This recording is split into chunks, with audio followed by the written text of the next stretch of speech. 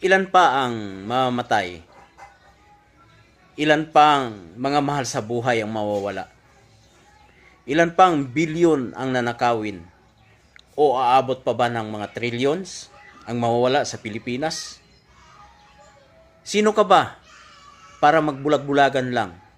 Sino ka ba para tumahimik lang at walang pakialam sa paligid na iyong ginagalawan?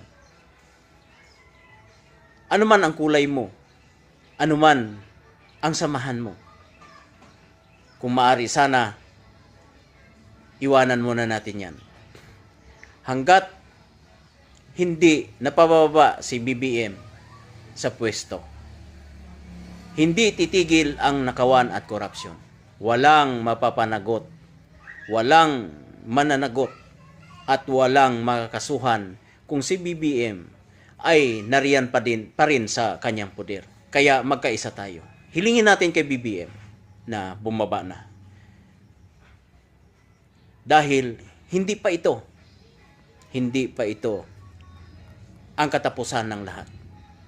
Dahil baka pag nananatili pa si BBM sa pwesto, marami pang pera ni Juan de la Cruz, ang buwis ni Juana at ni Maria, ang mapupunta lang sa maling kamay.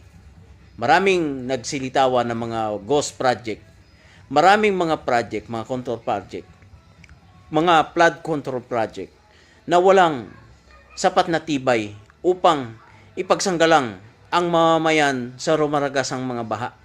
Mga kaibigan, simulan na natin ang pagkilos.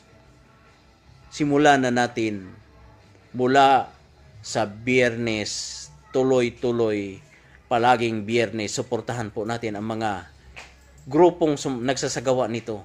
Nang sa ganon, baka magising sa katotohanan si BBM na hindi niya kayang pamunuan ang ating bansa.